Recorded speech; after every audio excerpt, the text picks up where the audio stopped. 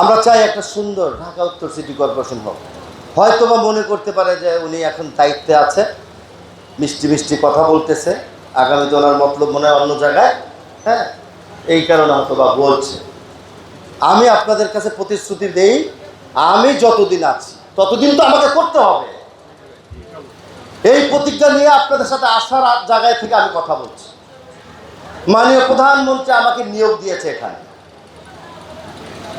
অনেকে মনে করে মেয়র প্রশাসক চেয়ারটা যাতে কত আরামে, এসি 4টা আছে, কত সুন্দর। আমি এখন আরামই পাইনি। আমার কাছে মনে হচ্ছে আমি একটা লেবারের সরকার, লেবাররা কাজ করে, এটার বস। আসলে তাই, মেয়র কিন্তু তাই। মেয়র চেয়ারে বসে থেকে কাজ করা যায় না। আমি বাসার থেকে বের হই 8:30 পৌনে 9টার সময় অফিসে যাই, তারপরে আবার সাইট ভিজিটে যাই, আমার ইঞ্জিনিয়াররা আবার আরেক জায়গায় যায়, অনেক সময় একসাথে যাই, কাজ দেখি। আমরা এখন কাজ না থেকে কাউকে বিলও দিই না, তাই দিচ্ছেন বিল কাউকে? আমরা কাজ ইনভেস্টিগেশন করি এখন, দেন গিয়ে আমরা সিটি কর্পোরেশনের বিল দেই। আপনাদের অর্থের টাকা দিয়ে আমরা কাউকে প্রতারণা করতে দিব না। তো সেই কারণে আপনারা এই খালটা পরিষ্কার থাকলে, প্রথম কথা হলো মশা খাল থেকে, ড্রেন থেকে জন্ম নেয়। যখন খালের পানি আর ড্রেনের পানি চলাচল না থাকে, জাম হয়ে থাকে, তখন মশার লার্ভা তৈরি হয় ওখান থেকে। আমি সারাদিন ওষুধ দিলেও কিন্তু মশা যাবে না। মশা আমাকে নিয়ন্ত্রণে রাখতে হলে খাল, বিল, এই নর্দমার নালাগুলো পরিষ্কার রাখতে হবে। তারপরে একটু সহযোগিতা করবেন। মশার উপদ্রব অনেক বেশি, আমরা এটাকে নিয়ন্ত্রণে রাখতে চাই। তবে আমাদের কাছে যে রিপোর্ট আছে, সেখানে গত 20 দিনে 15 দিনে অনেক মশা এখন নিয়ন্ত্রণের মধ্যে রাখতে পেরেছি আমরা। সায়েন্টিফিকভাবে এটা আমরা পরীক্ষায় পেয়েছি। কারণ আগে মশার ওষুধ সপ্তাহে 2-3 দিন দেওয়া হতো, এই 2 দিন, এখন আমরা ডোজটা একটু বাড়িয়েছি। আমরা চাইলেও প্রতিদিন মশার ওষুধ এখন চলে দিতে পারবো না, সেই শক্তি সামর্থ্য এখনও হয়ে ওঠে না। চেষ্টা চালাচ্ছি। একটা ওয়ার্ডে প্রতিদিন যদি আমরা মশার ওষুধ দেই, আমাদের খরচ 54টা ওয়ার্ড, প্রতিদিন 40,000 টাকা প্রতিদিন। তাহলে 54টা ওয়ার্ডে কত প্রতিদিন? হিসাব করে ফেলেন, 20 লাখের উপরে। এর বাইরে আরও খরচ আছে। পরিচ্ছন্ন কর্মী যারা মশা দেয়, ওষুধ দেয়, তাদের খরচ আছে। এটা বললাম। তা আপনারা একটু এই বিষয়গুলো জানার চেষ্টা করবেন। শুধু কিছু হলেই বলে এই সিটি কর্পোরেশন এটা করে না। কিছু কিছু বিষয় আছে সিটি কর্পোরেশন ওর জায়গায় ওইটা না, এটা খালি জায়গা পড়েছে, ময়লা বলে সিটি কর্পোরেশন ময়লা নেয় না।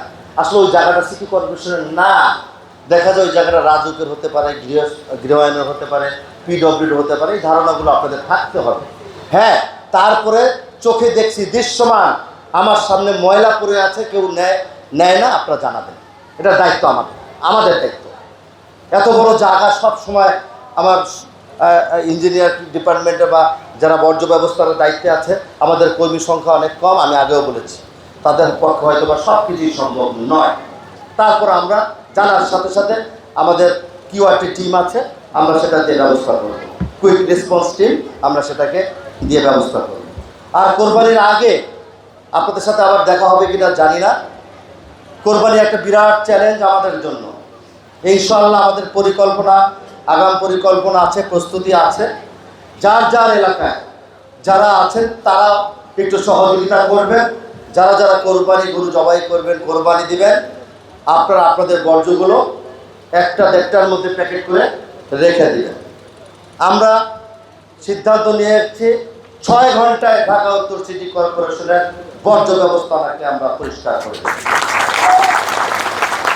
এটার জন্য আপনারা আমাদেরকে একটু সহযোগিতা করবেন।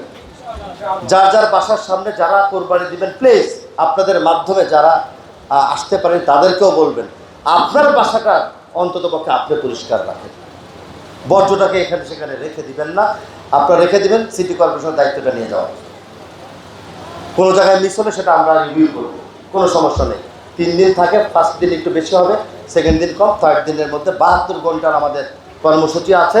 এই 72 ঘন্টা আমি প্রশাসক হিসাবে জায়গায় জায়গায় প্রতিটি জায়গায় ঘুরবো এবং আমাদের চিফ ইঞ্জিনিয়ার, বর্জ্য ব্যবস্থায় আঞ্চলিক অফিসার, এক্সচেঞ্জ যারা আছেন আমরা টিম ভাগ করে দেব।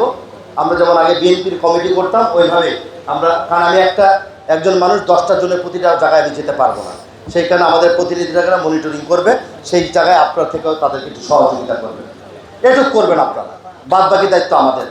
আপনারা হতাশ হবেন না ইনশাআল্লাহ। দেশ গড়ার পরিকল্পনা যারা তারেক রহমান নিয়েছে, এই দেশ গড়ার পরিকল্পনায় আমরা ইনশাআল্লাহ বাস্তবে রূপদান করবো ইনশাআল্লাহ। সবাই ভালো থাকবেন, পরিবারের সকলকে আমার পক্ষ থেকে সালাম দিবেন। আল্লাহ রাব্বুল আলামিন যেন আপনাদের পরিবারের সকল সদস্যদেরকে নেক হায়াত দান করে। বাংলাদেশ সহ আমরা যারা এখানে উপস্থিত আছি, আমার সামনে যারা উপস্থিত আছে, আমার মাইকের কথা যারা শুনছে, আল্লাহ রাব্বুল আলামিন সকলকে